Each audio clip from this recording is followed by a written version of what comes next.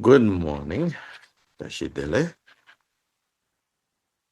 Tashidele means is the Tibetan translation of greeting,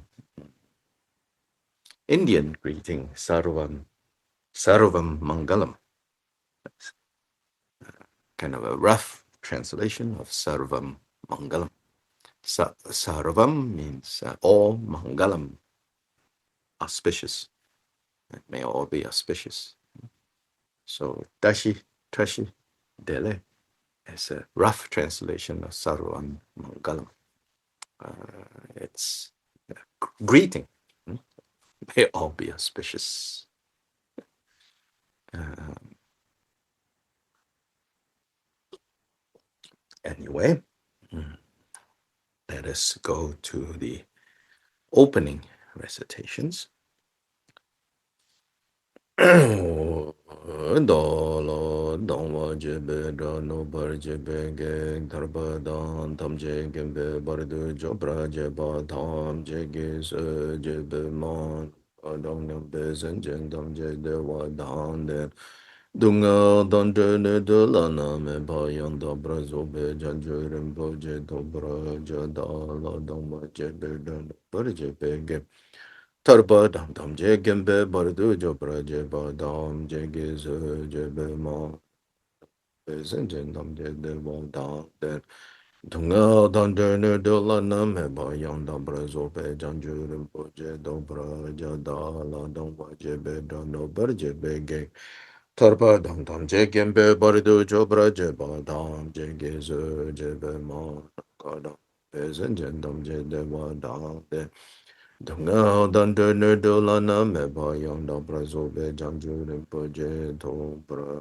ja je de sang ma ge ke bar de lo nga yi sum ge wa la go ma she bar de lo nga yi sum ge wa la go du de ring ne song de ne ma san ta sam ge bar de lo nga yi sum ge wa la go. Now, bottom of page 5. So je jodan so ge jo nam la chanju bardu dane kyabzu je dage jen so ge be so nang ge do lam pen jen sang ge do pra sho sang ge jodan so ge jo nam la chanju bardu dane kyabzu je dage jen so ge be so nang ge do lam pen jen sang ge do pra sho sang ge jodan so ge jo nam la chanju bardu dane kyabzu je Dagi jin so gi pe so nang gi lam pen jin san jin du bra jo ka dang nam pe san chen tam che te wa tang de wen gin dan dan bar gyu je dung yang dang du yang je gyu dang de wa ju je dung yang me pe de wa tang me de wa ju je ne ring cha dang ni dang de we dang nyong la na bar gyu je ka dang nam pe san chen tam che de wa dang de wen gin dan dan bar gyu je dung yang dang du je gyu dang de wa ju je dung yang pe pe de wa dang me de wa ju je ne ring cha dang ni dang de we dang nyong la na bar gyu je Ma nong ka dang nam pe san chen tam che de wa dang de wen kyun dang dang per kyu je dong nga dang de kyu dang de wa ju je dong nga pe pe de wa dang me de wa kyu je ne ring cha dang ni dang de we dang nyong la na pra kyu je nong ka dang nam pe san chen tam che de wa dang de wen kyun dang dang per kyu je Dong ngao dang dung yang jen gyu dang de wa jun je dong ngao me pe de wa dang me de wa gyu je ne ring cha dang ni dang de we dang nyong la na pra gyu je bajra samaja bajra samaja bajra samaja Alu sem chen gong yin gong gir chen tu de bun chen me zen zom ze la Ngona ma lo je shen ken gir pe chom den kor che ne de she shu so ar gem pa ya pu shpen tu pe alo ke gen de ne ve de shabda prate cha so sa she bo ju ju she me do dan ye da le chen nin de gem pa de sang jie shin la me te bo wa ye do gun nam da shin du cho pra sho ja se ha wa dang jo jing sha ba dang je se ye rang gu sing so wa ye ge wa chung se da ge chi sak ba tham che so pe chang chu che rng ho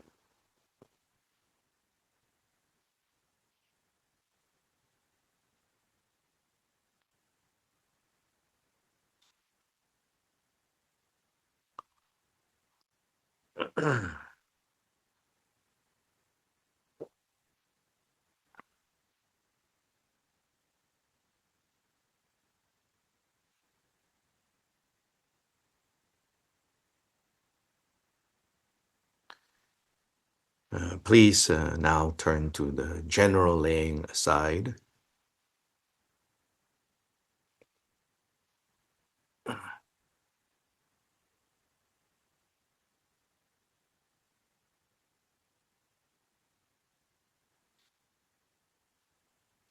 Last great Guru Bhaja holder and all you Buddhas and Bodhisattvas who reside in the 10 directions and 3 times I who am called Kunju Ishidurji supplicate you. Turn your awakened attention to me from beginningless samsaric time until this very moment under the power of the afflictive emotions. Attachment, aggression, confusion, pride, and jealousy. I have committed the 10 non-virtuous actions through the gates of my body, speech, and mind. I have committed the 5 heinous crimes and the 5 secondary heinous crimes. I have transgressed the individual liberation vows, transgressed the precepts of bodhisattvas, and transgressed the samayas of the great vehicle secret mantra. I have been faithless and disrespectful towards the 3 jewels. I have been faithless and disrespectful towards my gurus and teachers. I have been faithless and disrespectful towards my father and mother. I have been faithless and disrespectful towards my companions. In the pure spiritual life, I have abandoned the sublime dharma and disparaged the noble sangha. In short, I now lay aside all faults and transgressions whatsoever that have become obstacles to the higher realms and to liberation, and that have become the cause for samsara and the lower realms. Before you, the great Guru, Vajra holder, and all you Buddhas and Bodhisattvas of the 10 directions, and 3 times I expose the faults, I confess them, I am contrite, I regret them. I will not conceal them, I will not hide them. Henceforth, I will restrain myself and abstain from them. If I do not expose and lay them aside, they will not be transformed. Therefore, by revealing and laying them aside, may they be cleared. May I be purified. Namo to the mandala of you, victorious Idam deities. I expose and confess the broken samayas of the Vajra exalted body. I expose and confess the broken samayas of the Benma exalted speech. Whom I expose and confess the broken samayas of the perfect exalted mind. Three, I expose and lay aside the broken root and branch samayas. I expose and lay aside transgressions committed knowingly. I expose and lay aside transgressions committed unknowingly. The 3 non-virtues of the body, the 4 non-virtues of speech, the 3 non-virtues of the mind. I confess each of the 10 non-virtues individually with faultless disciplined conduct, possessing completely pure disciplined conduct, and through the disciplined conduct that is free of arrogance, may the paramita of disciplined conduct be perfected. To glorious Vajrasattva, I pay homage. Bhadra Sattva Samaya Manupalaya Bhasa Sattva Deno Padita Dedome Bhava Sudhavaya Sudhavaya Anura Dome Bhava Sava Siddhame Bhaya Jasamanga Masudhavaya Jaram Jaram Samaya Sadhom Sudogayo Mebo, Subogayo Mebo, Nura Domebo, Zavazim, Majasavakamasu, Jamajaram, Jaranguru, how Bhagavan Savadarangada, Basama, Majabazebo, Mahasamaya, Sadom, Bazanda, Samaya, Manabala, Tirupatida. The Domebo, Sudogayo Mebo, Subogayo Memo, Nura Domebo, Zavazim, Majasavakamasu, Jamajaram, Savadarangada, Basama, Jabazebo, Samaya Sadom, Sadom. Basra Sado de Nobadita de Domo Supponem. Sama Zeta Member Sama Kamasu Jamajan Zango, how Samatanga Besama Jabesibo, Samaya Sado, Samaya. Basa Sado de Nobadita de Memos of the Memos of Poem, and the Sama Zeta Member Sama Kamasu Jamajan Zango, how Samatanga Besama Jabesibo, Samaya Sado, Bazanta Samaya Madabula, the Nobadita. The domain was a domain was a domain memo under a domain was a domain just some of us to mention them to them. Someone that Jambasibo was a mayas or dom, Bazara Sato, some Mayamunobola, Yambazan, but then over the domain was a domain memo was a boy memo under a domain was a sediment just some of us to mention them to them. Someone that another Besama, Jambasibo, Masamaya Sato, Umba, Sato, some Yamanubalaya. Basara Sato de nobody that did a memo, Sudoka memo, Suboka memo, and Rato memo, as I was in the memo, just over Kamasu Jame, Jinam Zirango. Oh, Taragata Bezama, Jabazamo, Mahasamaya Sato, Bazan, Samaya Munobalaya. Basara Sato de nobody that did a memo, Sudoka memo, Suboka memo, and Rato memo, as I was in the memo, just over Kamasu Jame, Jinam Zirango. Oh, Magama Taragata Bezamo, Jabazamo, Mahasamaya Sato, Bazan, Samaya Munobalaya. Basra Sata de nobody that did a memo was a dog and member was a boy and memo and the memo was a memo of Gamasu Jamanjaram Zarango. Someone that got up as a moment which I'm busy over Mahasamaya Sato, Bazar the Samayama the Balaya. Basra Sata de nobody that did a memo was a dog and memo was a boy and memo and the memo was a memo just of Gamasu Jamanjaram Zarango. Someone that got up as a moment which I'm busy over Mahasamaya Sato, Bazar the Samayama the Balaya, Bazar the nobody that did a memo was a dog and boy and memo. Andora dome boy, so was it a member just of Kamasu, Jamajan, Guru, how? So that another Besama, Jabazabo, Mahasamaya, or Umba, Satosamaya, Manapolaya, that the member was a members of a member. Andora dome boy, so was it a member just of Kamasu, Jamajan, Guru, how? Taragada Besama, Jabazabo, Mahasamaya, Sadom, Samaya, Manapolaya, the Ramadana, was a member of and the Retomim was a member of Chidam Sri Guru Hong Ha Ha Bhagavan Savandana Besama Majabes Samaya Sadoma Samaya Anura to Mebo Savasidi Mebe Jasavanga Masu Jamajanam Zerang Guru Hong Ha Bhagavan Savandana Besama Majabes Mahasamaya Sado Bazara Sado Samaya Manaba Anura to Mebo Savasidi Mebe Jasavanga Masu Jamajanam Zerang Guru Besama Majabes Samaya Allora dome boa sa basile me wajan sa mga masu jamin janam janam guru ao magan sa wanda nang pesa ma jabe sa mga masu me sa nama sa mga mana pala besa na pati dal de sa lo me so bunga mo wanda do me sa basile me sa guru jame chiram sire ang guru hong ha ha ha o mga man sa wanda nang da besa ma me jabe sa mga maha sa maya sa no ma sa mga pala pati dal de me sa no me sa bunga chiram sire ang guru hong ha ha ha o mga sa wanda nang da besa ma jabe sa mga maha sa maya sa no ma sa mga mana pala Allora dome was in the Maja Sabaka Sujaman General Guru, how among some of the Nagada Besama, Jambezabo, Mahasamaya Zadom, Basanta Samaya,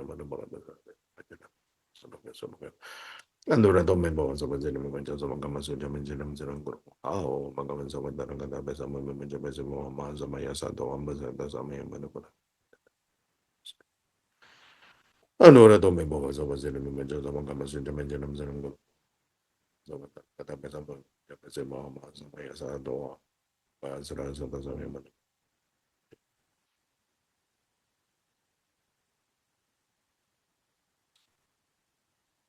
Basarasada de nobody that did on my boss, the way was a boy.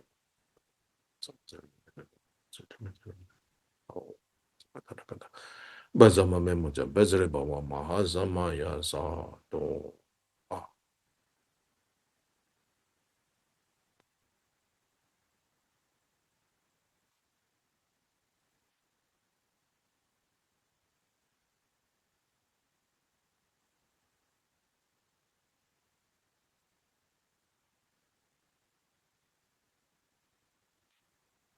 Now feel like you have released all these heavy burdens, known and unknown, all the stresses that come from unskillful actions of body, speech, and mind. Put them aside, lay them aside, put them down. Don't identify with them, don't own them, leave them alone, put them aside. Particularly see the burdensome nature of all of this and set them aside due to insight, due to understanding. Not due to aversion, not due to attachment, but setting them aside, both the causes of suffering and suffering. Put them aside, lay them aside. On the one hand, experiencing, becoming sensitive to how burdensome these things are. On the other hand, noticing, appreciating how satisfying it is when we're able to put them down, put them aside, and not identify with them, not be bothered with them.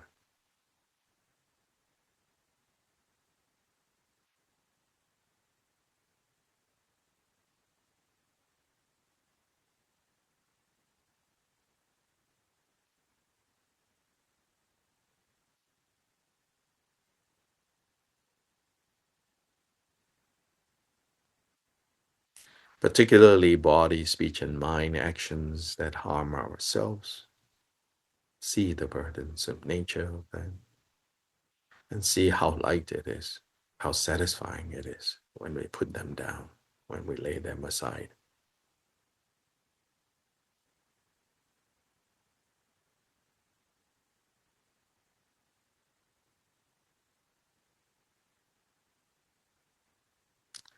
In that moment of putting down a very heavy burden, don't look away. In that moment, feel, experience how light it is now to be without that burden. Sometimes we have identified with that burden without even knowing and thinking that is part of who I am, that is part of what I am. But those are just burdens. Burdens to be put aside, lay aside.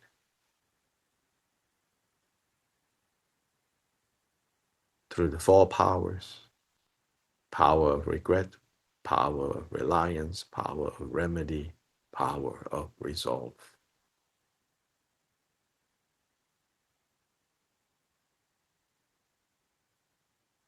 Then the ultimate confession is the confession based on insight, based on understanding that all these burdens are without essence, without inherent existence, temporary arising conditions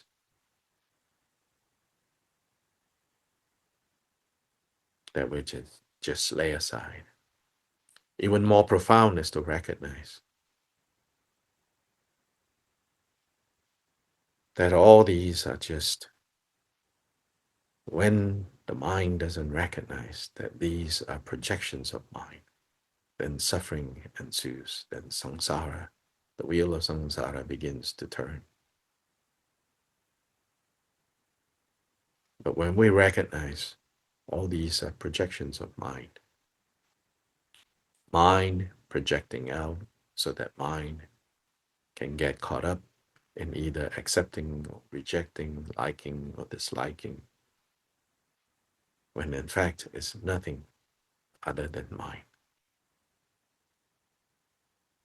Seeing this is the ultimate purification, the ultimate clearing, the ultimate putting aside of all burdens.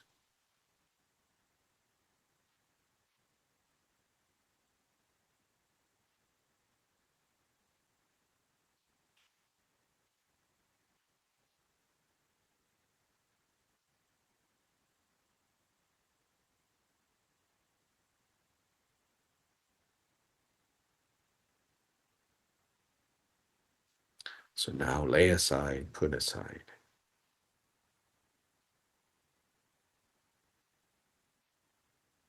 Ultimately, put aside the three poisons: confusion or bewilderment, not knowing, knowing wrongly. All of this constitute the first and the most basic poison. Out of this poison arises attachment and aversion. Put that aside. Lay that down.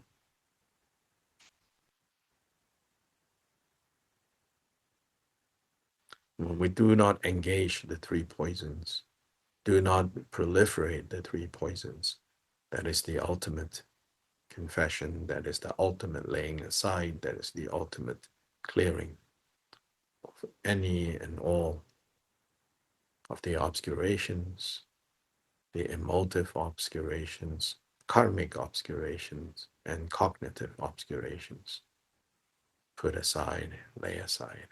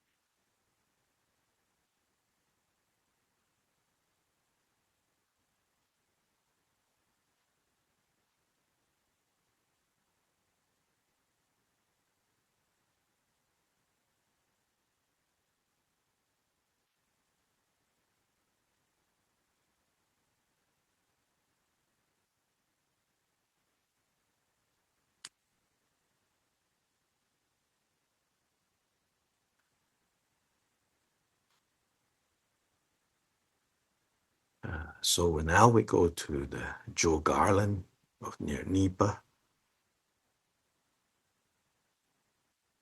We have just started the third of the fivefold Mahamudra. This is the part of cultivating the Guru, devotion towards the Guru,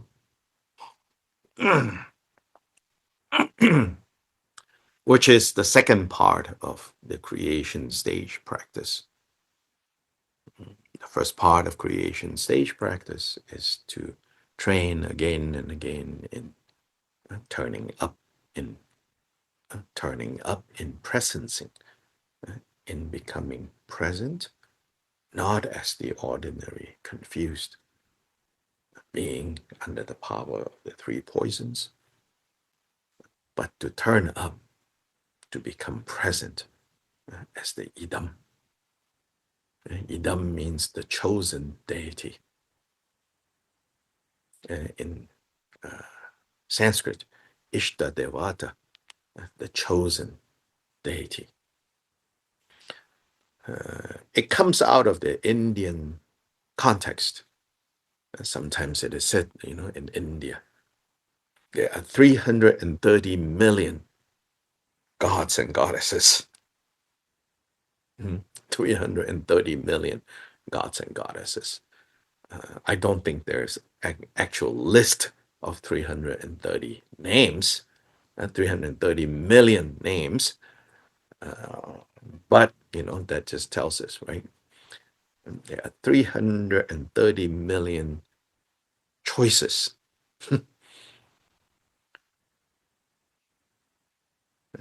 Imagine, walking into the grocery store trying to get toothpaste, and there is like 330 million toothpaste brands that you can choose from.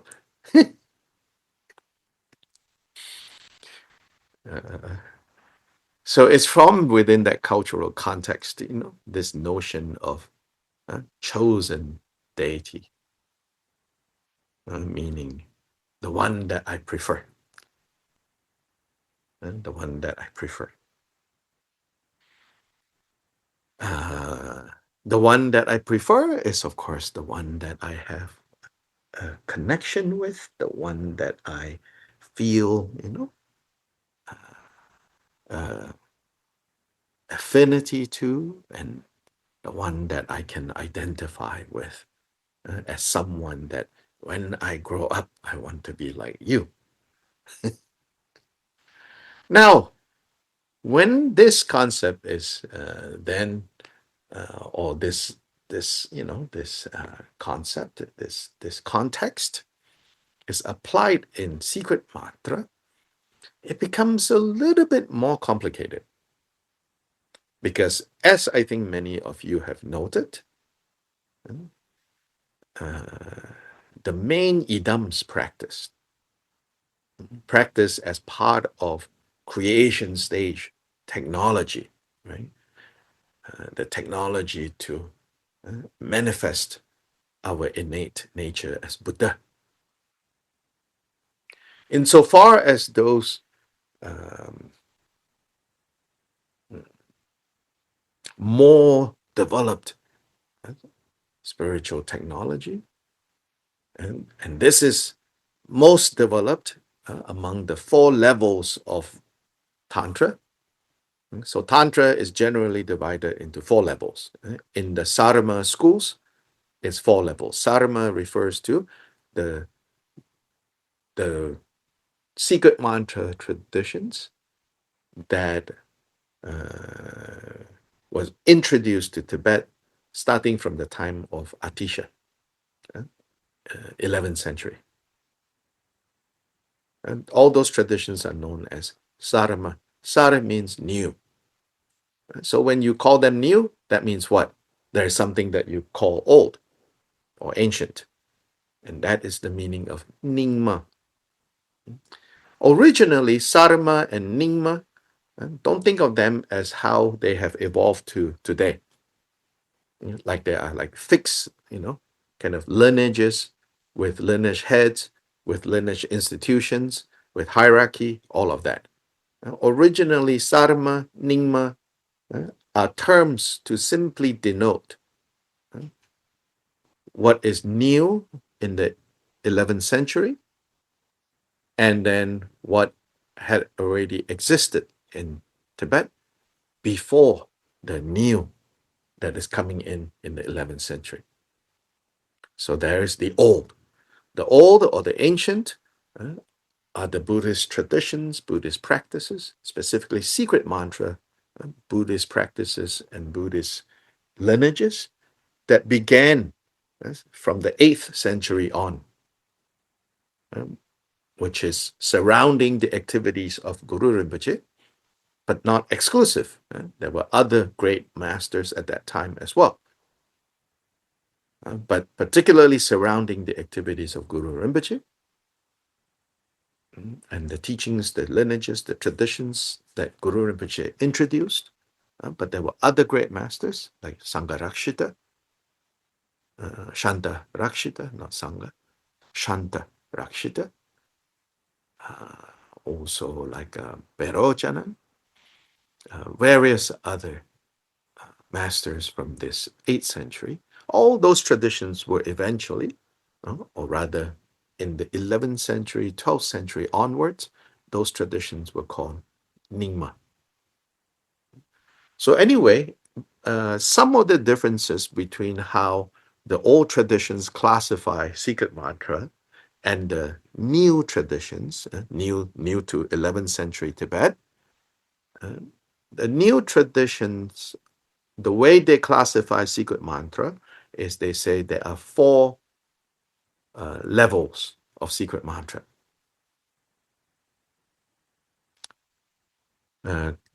Kriya Tantra, the category of Kriya Tantra. These are called, Kriya is action Tantra. It has in part this name, Action Tantra, because at this level of practicing secret mantra, mm, and they're all, right? They all have to do with idam practice. So these are 4 levels of idam practice. At the level of Kriya Tantra idam practice, right, it's said that the activities are most important. The ritual activities are the most important. And so you have to pay close attention to ritual purity, ritual details, uh, and that's at the first level. So it's called action uh, tantra. Second level is charya tantra. Charya is performance tantra. Third level is yoga tantra. Fourth level is unexcelled uh, yoga tantra. Unexcelled yoga tantra. So in Tibetan Buddhism, the way it evolved, the main practices are the practices of the unexcelled or highest yoga tantra. And there, as my point, there the deities are, you could say, somewhat abstract.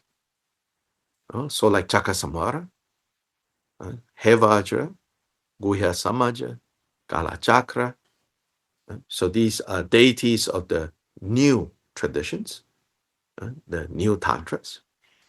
Again, new to Tibetans in 11th century. Then the Nyingma, the old tantras, deities such as uh, Vajakilaya, Hayagriva, Vaja Bhairava. These belong to, in Tibet, the old tantras. So all these deities, and often deities with many heads, many arms, many legs, deities with consorts, in union with consorts. These are often deities from the fourth level, the unexcelled, the highest yoga tantra. So again, so coming back to this chosen deity, yeah. In a way, these chosen deities at the highest unexcelled yoga tantra level, it's not realistic, I would say, to feel like a strong kind of personal connection.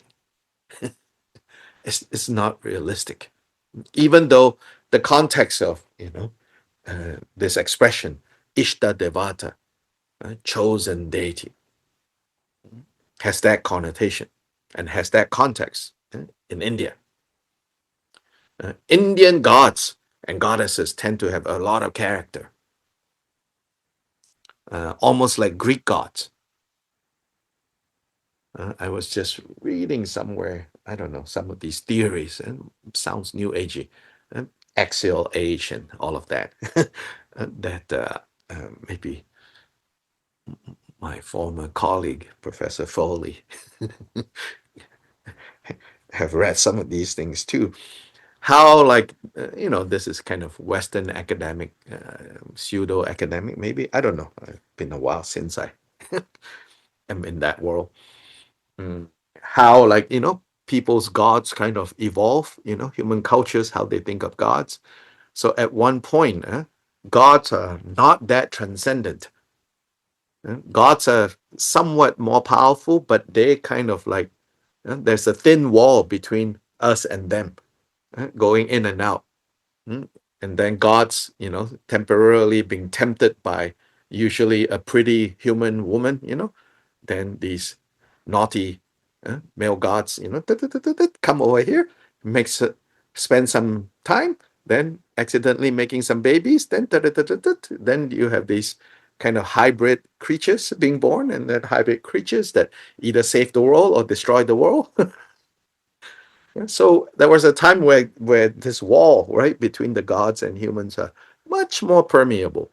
Then slowly, and these gods, at least human beings, imagine these gods to be more and more transcendent, more and more powerful, more and more, until this monotheistic God that is, complete control and even lacking like human form. Uh, then even further, right, this notion of Brahman in the Hindu tradition, the transcendent without characteristics. They also use uh, without characteristics and with characteristics, but they apply it to the notion of God with a capital G.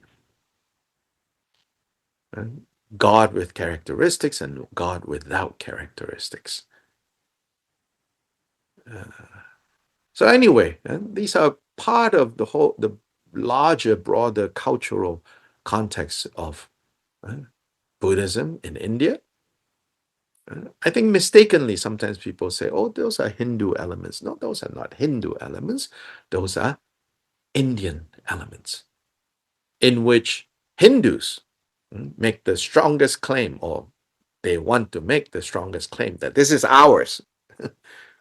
And because an unbroken tradition of Buddhist practice in India doesn't exist, modern Indian Buddhists don't come from this long tradition, because it got cut off at one point and then got reintroduced. So you don't have, Indian Buddhists staking such a strong claim, on these things. So then Hindus. In Nepal, it's different. Both Hindus and Buddhists, you can say, because they have a continuous tradition, both Hindus and Buddhists in Nepal, they equally have claims on all these ideas, all these terms. So you don't see, interestingly, when you go to Nepal, you don't see the line being drawn so clearly. What is Hindu? What is Buddhist? You don't see Hindus going, oh, that Ganesh, that's our God, not yours. You don't see so strongly in Nepal. Even though Nepal is until 20 years ago, was the last officially Hindu kingdom in the world. But they don't stand and go, oh, that's our God. You just borrowed our God or stole our God. You don't have that. So anyway, Hindu or the gods that inhabit the Indian world generally have a lot of character. They're very busy, involved with human beings. Sometimes in godlike ways, and sometimes in naughty ways, and sometimes in kind of cruel ways. Just as the Greek gods, also acted in the Greek mythologies. When secret mantra comes along, in some ways it begins to relate to these gods, borrowing this notion of the gods, these powerful beings, and in some ways deliberately stripping them of these strongly strong characteristics. And instead, you could say imbuing the gods with more universal qualities. And in a way, stripping their, individual quirkiness.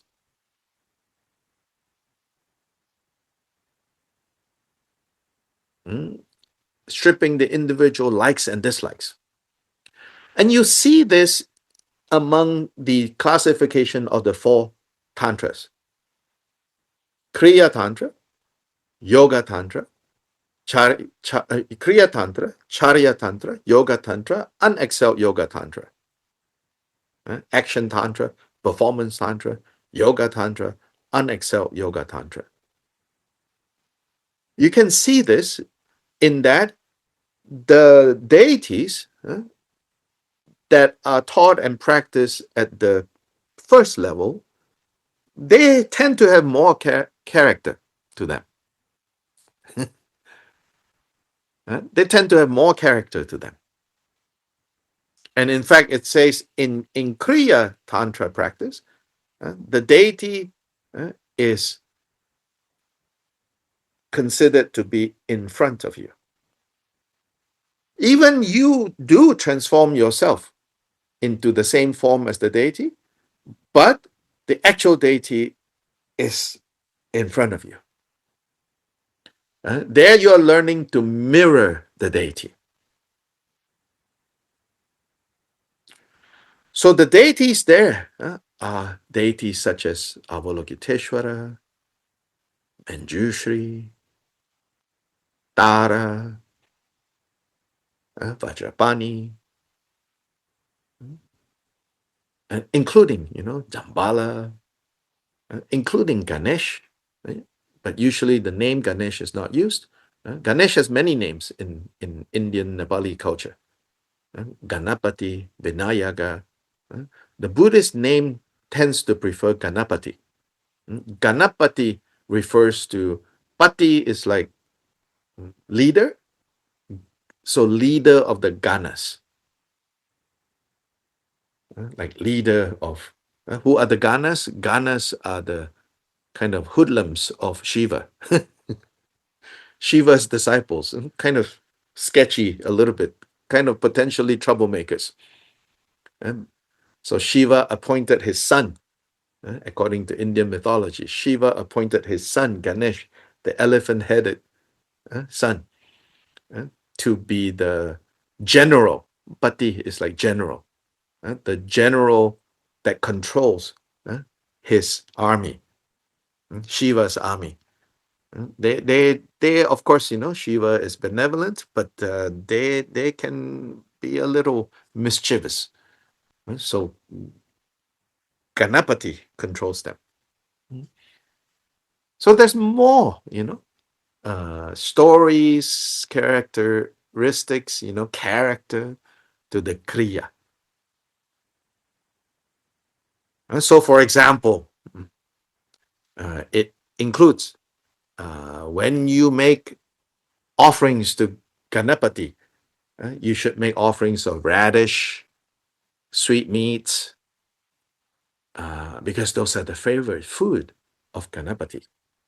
Yeah, because there's a whole mythology.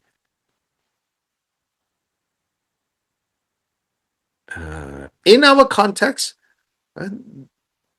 you could say deities with more character in the context of Tibetan Buddhist practice tends to be the Dharmapalas. Like for us, Achichokidroma, because there's a story about her, the history about her. So people would leave all kinds of very heartfelt offerings to Achichokidroma.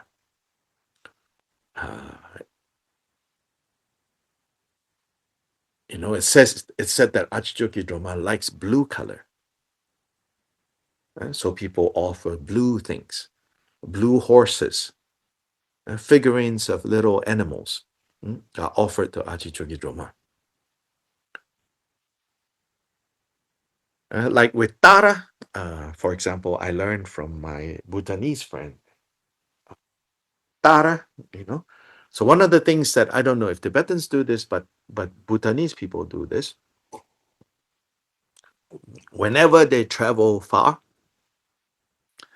they try to buy some kind of jewelry to offer to Tara when they come back from the long journey as Thanksgiving for Tara protecting them. And you can also do that, of course, with Achi. So wherever you go travel, you bring something back for Archie, bring something back for Tara. So that's right, a much more. But then, uh, because they have more individual character, in some ways, it's also harder to take as your. So then, as you go up the tantras, the deities become more and more, you could say, stripped of their individual quirky characteristics, and they begin to assume more and more this universal, and in some ways, you could say, flat, emotionally flat.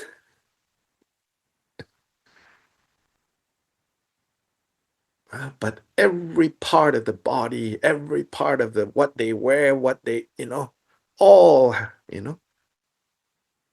has meaning.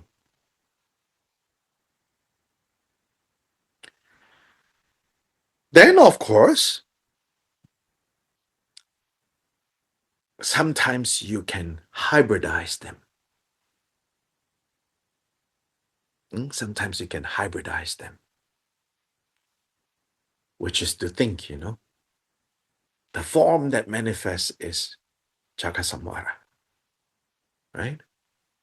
The essence is, if you really connect with Tara, you're like, the essence is Tara. The essence of Varahi is Tara. The essence of Chakasamvara is Avalokiteshvara.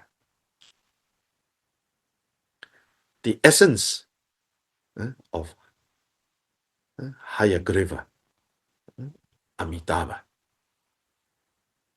The essence of Yamantaka, the bull-headed sometimes, not always, but sometimes bull-headed, sometimes without a bull head, is Manjushri.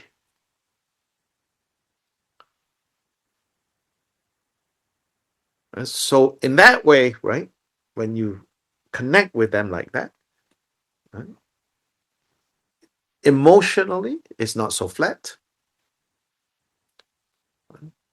So I have not personally come across, it doesn't mean it's not there, explicit saying, oh, Chakasamvara is the manifestation, or Chakasamvara's essence is Avalokiteshvara. But you can, there's no contradiction to feel that way.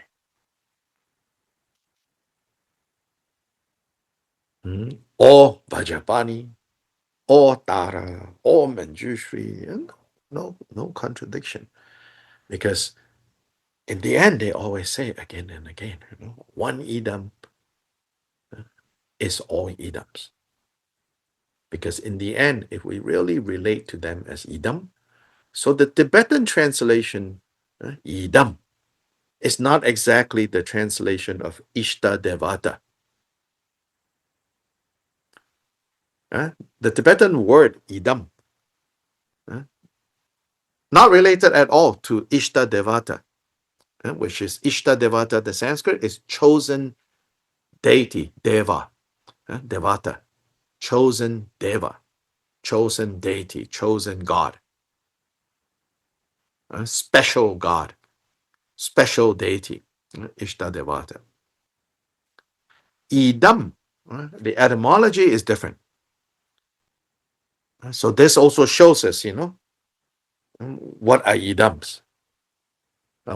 So the Tibetan idam often is explained as yi is mind, lunga yi, we say, body, speech, and mind, lunga yi in Tibetan.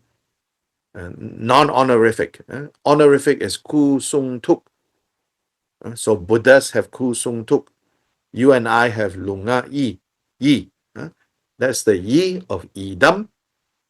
Dam is like binding, protecting. Idam, that which protect the mind. That which you need to bind your mind with. that which you need to bind your mind with. Bind together. Like using metals, binding metals, right? So idam is that which protects your mind if you bind your mind to the idam.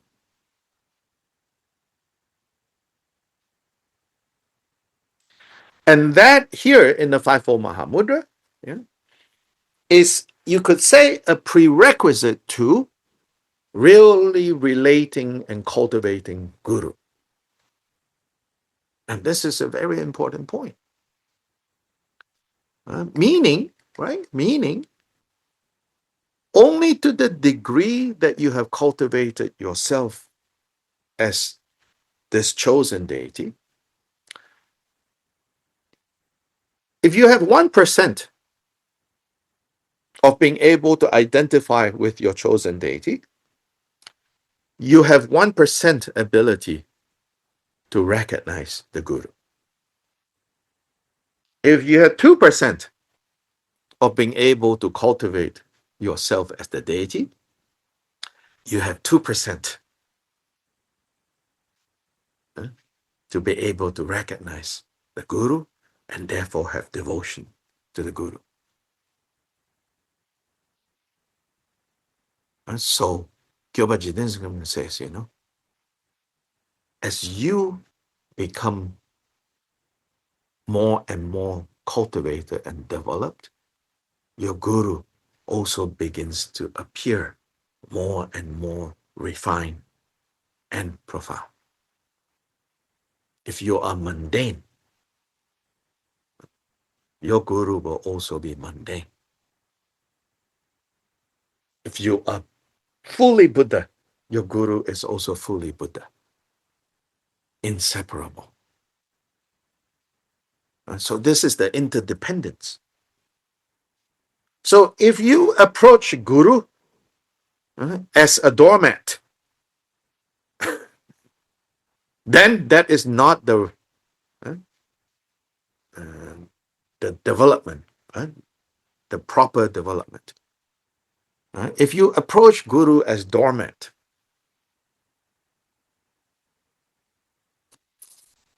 then very hard. Not impossible, of course, but don't try that way.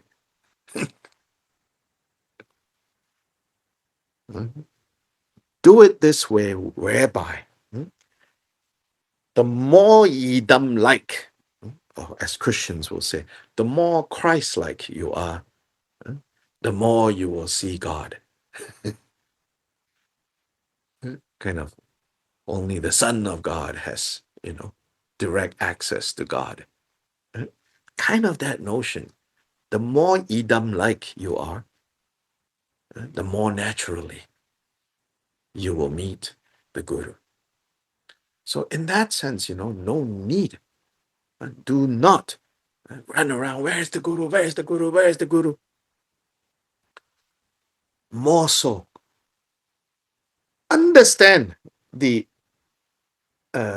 indispensability of the guidance of the Guru.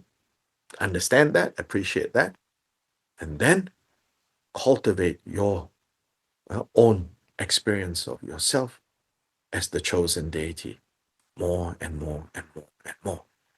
As you begin to develop, to cultivate conviction in yourself as Buddha, then it becomes clearer and clearer and clearer where Guru is. Then there's interdependence. And so in the Hevajra, then this leads us to Mahamudra. In the Hevajra Tantra, famously, it says, this most profound, and subtle topic of the essence, the nature of mind, can only be directly experienced through the interdependence of your merit and your service to the Guru. And here, service is a word play there. One way to translate is to translate your service. So that is intended. You serve the Guru. But the kind of the word play there also can be read and also should be read as seeing the Guru, like serving. Okay, so serving the Guru in the ultimate way is the phrase, but it also carries connotation, and its intended connotation is also you see the ultimate nature of the Guru. The ultimate nature of Guru being Dharmakaya. When you're able to see the ultimate nature of the Guru as Dharmakaya, that is also because you have seen your ultimate nature as Dharmakaya. Then it becomes inseparable. And so it's again, it's not, you may think, because we are very practical people. We're kind of like, it's either this or that. It's like, oh, so I'm supposed to see myself as Idam? And what's this business about serving the Guru? Oh, yeah, it's also there. Serving the Guru. It's also there, in that relative sense of serving the Guru. But and of course, don't let that get mixed up with unhealthy family dynamics in a Sangha. Serving the Guru then becomes, trying to get the Guru's attention, pushing your siblings away, jealous that, mom loves, my brother more. So I'm going to go get dad's attention, manipulating mom and dad to get what we want. Be very careful, with all that sort of stuff. But serving the Guru. So one thing, is like an analogy.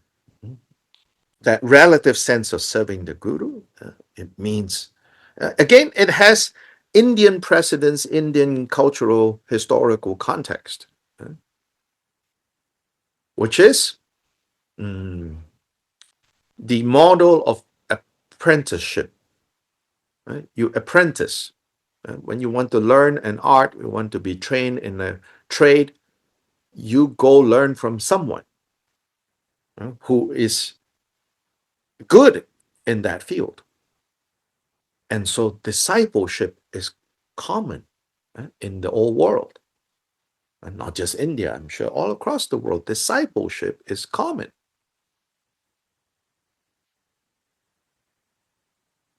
And so in that discipleship, one analogy I like to use is, this is based on kind of, candles.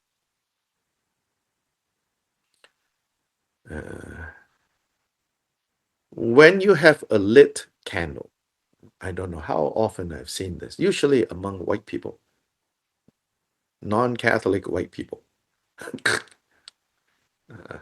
I don't know how many candlelight vigil I've gone to in the past, and still, more and more, even, non-white people, all these city dwellers, apartment dwellers who don't know what to do with candles, open flames, I joke about how your deeper DNA encoded relationship with open fires is to use fire to burn other people's homes. And so then every time you're around open flames, it's kind of dangerous. You're trying to set things on fire. But if you have a lit candle, or you have a candle that needs to be lit, someone else has a lit candle,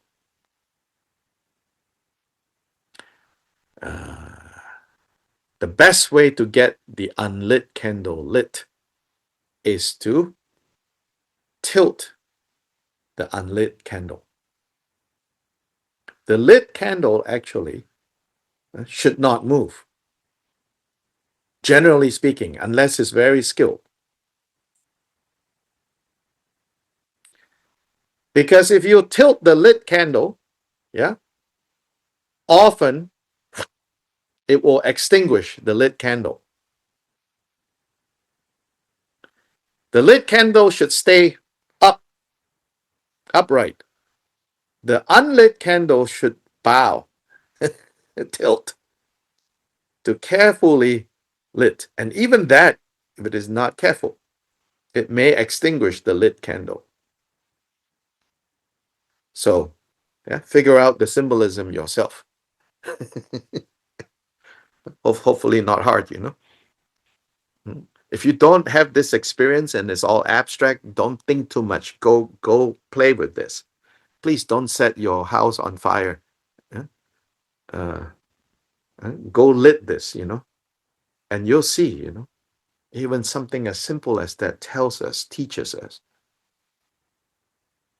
When we want to learn from anyone, not just Dharma, from anyone, if we want to learn anything, you know, works better if you're willing, the unlit, to tilt. And the lit candle should not be, of course, you know, so to say, should not be arrogant. Oh, I don't move. But for practical reasons, should not move and should not be moved. And that means also the lit candle should not go, yeah, look, I'm giving light to so many people. Then we have a problem also, you know. Just stay as you are, and let other people come and take the light they need. And so here, so to clarify, you know, one form is in this book, the other form is the PDF that has been shared. And so here, Kyaba Rinpoche says, such a guru needs to have three qualities, if you summarize them. There should be immeasurable qualities for such gurus, but when you summarize all those qualities, they can be essentialized into three. One, they have the ability to guide others because they have gained insight. They have obtained wisdom into specifically what are the causes of suffering, what are the causes of happiness. So they're able to guide. Two, they are able to endure the difficulties. And that comes from having stabilized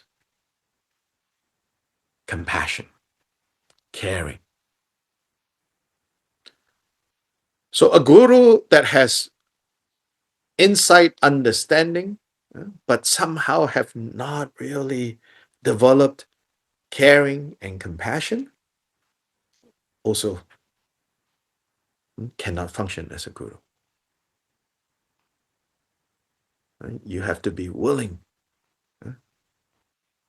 to take on this burden.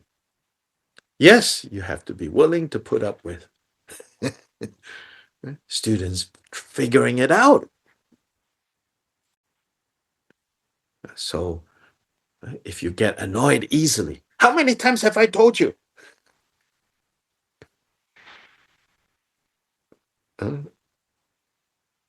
If they are doing it to help you, okay. But if that's how they really feel, then there's a problem. But then sometimes, right? Okay, footnote. It's hard to tell. And sometimes you might have someone who is not consistent, you know. But you should kind of watch, you know. So many places they say, you know, the guru should check students for 12 years, students should check guru for 12 years. Potential candidates, should. And there, without being too literal about 12 years, don't jump into this connection willy-nilly. Don't jump into these connections willy-nilly. Because Dharma is so precious. We can generally learn from everyone. The Dharma, if we know how to learn, we can learn from anyone. And when we learn from anyone, it's enough to just think, The Buddhas, in their great compassion, has communicated to me these teachings through this person, this person, this person, this person, this person. And on the deepest level, of course, this person, this person, this person, this person, they are all also Buddhas, Buddha nature. So in the deeper sense, yes, in that way, the Buddha has reached out. The Buddhas have reached out to me through this person, this person, this person, this person.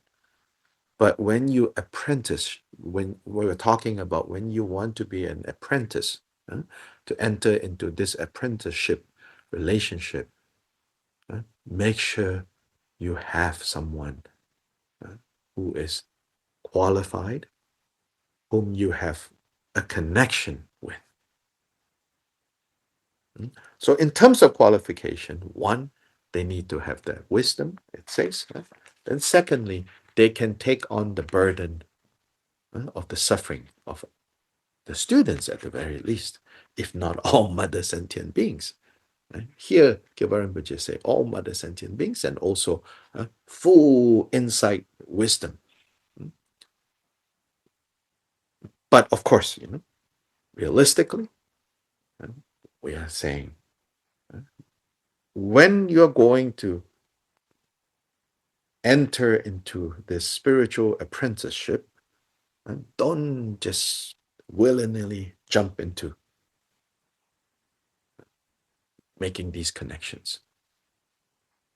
Because, and the reason is you want to protect your relationship with the Dharma. And that's even more important in that way. Although the teachings on Guru make it sound like once you find the right Guru, all is set, not exactly like that. In the end, it's still the Dharma that is most important. Why the Guru is so important? Why the apprenticeship model becomes important at a certain point in our path, in our progress,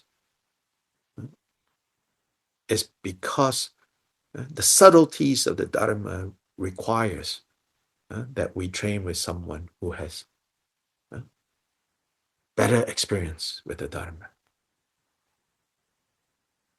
And ultimately someone who have recognized the nature of their minds, have stabilized the nature of their minds, and can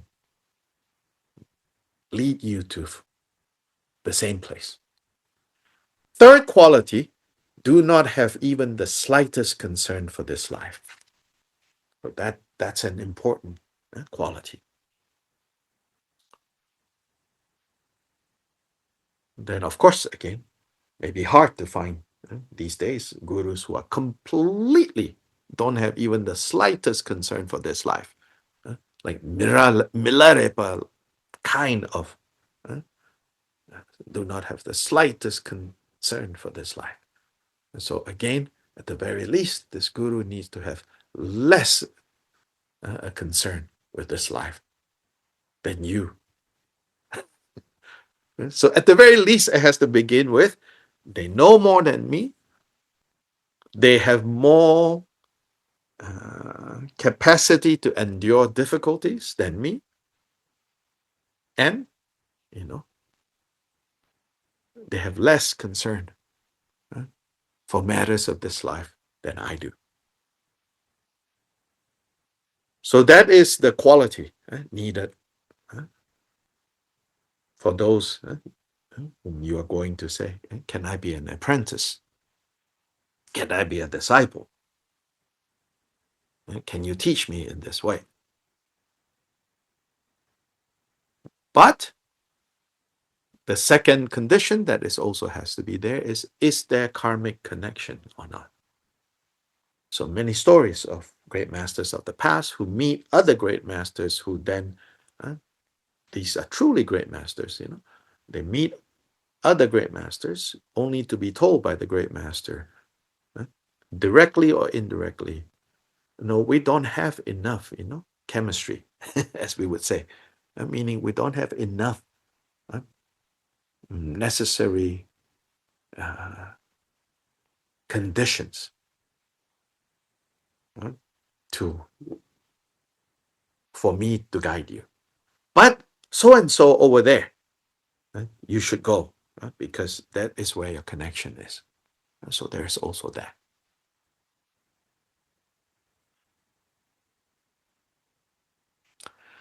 But meanwhile, again, we cultivate the guru by first in the Nirmanakaya Guru, in this practice on page 34, above the crown of your head, so in the space. So it doesn't literally need to be like this, in the space in front, above. And then here a reminder, yourself is idam. And upon a throne supported by the 8 lions, multicolored lotus, a moon disk in the singular, moon disk, sits Buddha Shakyamuni, here called Lord of the Teachings. And you think Buddha Shakyamuni is my root guru, that guru that I need, that guru that will show me nature of my mind, that guru who truly knows all that is to be known, that needs to be known, the guru who truly and thoroughly can take on the burden of the suffering of all beings, and the guru who absolutely has no concern for any of the matters of this life. None other than Buddha Shakyamuni. So now feel yourself to be in the presence of Buddha Shakyamuni, and you are in the form of co-emergent Jagasamvara.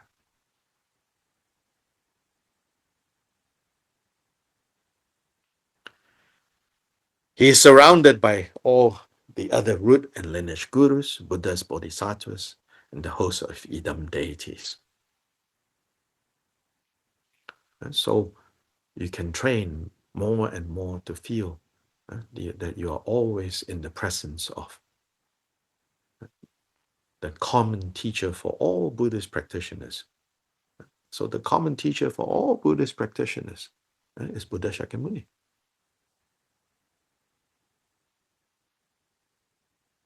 Don't think, oh, Nirmanakaya, not so profound. I will go to Dharmakaya. All 3 kayas, same, all 3 kayas, same.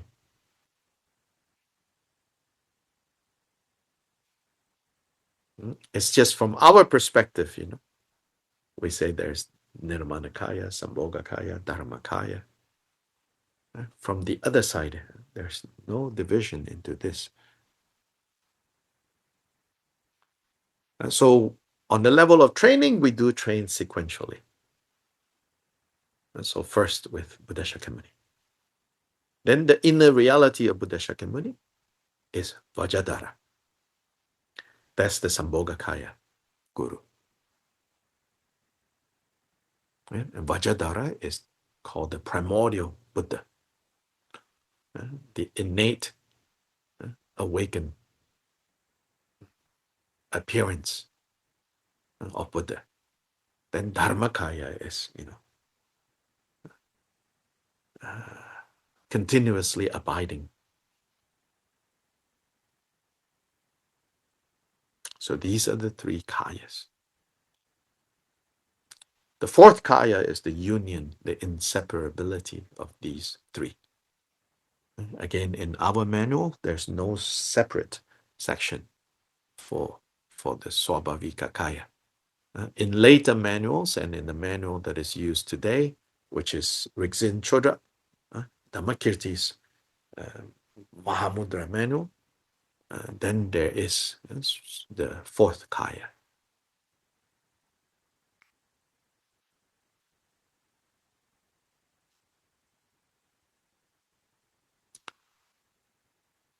Questions? Comments?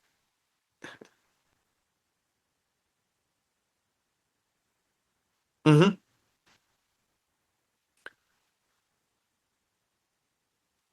I can't hear you. Can you all hear Trent?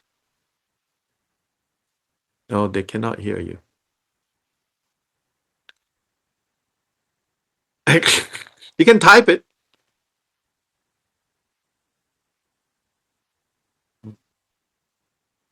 Oh, anybody else? Question?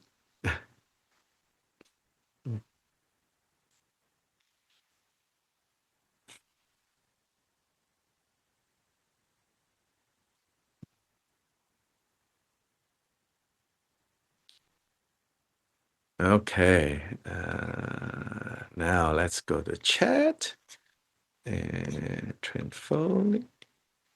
Can you direct me to a list of the old and versus new abstract deities? So you are referring to the deities of the highest yoga? Yeah. There, no one has quite compiled a list. At least I don't know of them. So Vajakil. So you're talking about the Nyingma and the Sarma. Yeah. So in the Sarma, so the Sarma. So who are the Sarmas today? The Sarmas today are the Kadampas. Not this tradition that they now call themselves New Kadampa. Okay, that is basically a form of Gelugpa. I mean, there's some infighting going on there, over complicated issues. We don't need to get into that. Just to point out, I'm not criticizing either. That there's a tradition called New Kadampa. I'm not talking about them. The New Kadampa is just some recent, disagreement and controversies within the Gelugpa tradition. Then la la la la la, they have become the New Kadampa. Okay, by Kadampa I mean like Atisha. So among the Sarmas, you could say the earlier Sarmas would be disciples of Atisha. So the original Kadampa, the original recipe, the original Coca-Cola. Uh, so the Kadampas. Then the Sakyapas, they are part of this new because they began in the 11th century. Then the Gagyupas, like Marpa, and descendants. This is new. Machik Labdron, the Chut tradition. This is also in the Sarma. The also Jonang, that's new. Then of course Gelug, which is started in the 14th century. That is the newest kid on the block, Gelugpa. And all the Gelugpa teachings and traditions are derived from. So you can say there are three actually. You have the ancient or the old, that's the Nyingma. And then starting from the 11th century, various traditions such as the Kadampas, the Sakyapas, the Gagyupas, the Shangpakagyupas, the Jonangpas, right? And various other traditions that don't have, never develop into self-existing, self-contained institutions and lineages. But there are actually many others who are also part of Sarma. Those of you who went to Damgazu receive many of these, of these new traditions. In fact, in the Damgazu, in the 8 chariots, right? Only one covers the Nyingma. The other 7 are all the Saramas. All those are Sarama traditions, Sarma lineages. So the deities in the Sarma tend to be Jakasamvara, Hevajra, Guhya Samaja, Yamantaka, with the bullhead especially, the bullhead Yamantaka, also called Vaja Bhairava, and Kalachakra. These five, I would say, is the most common as the abstract, emotionally kind of flat. And their equivalent among the old traditions is Vajakilaya, Hayagriva, Chemcho Heruka. It's a Tibetan name, Chemcho Heruka. So that's, of the old, the Nyingma. Yeah.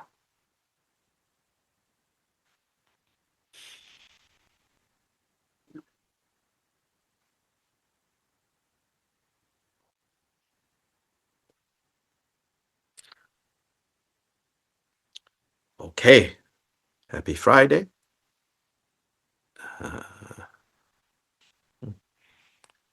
Happy Friday. Ooh, which reminds me.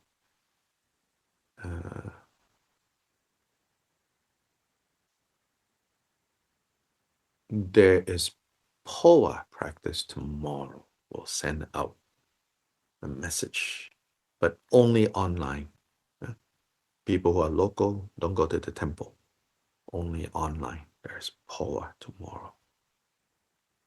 So anyway, dedication, page 78.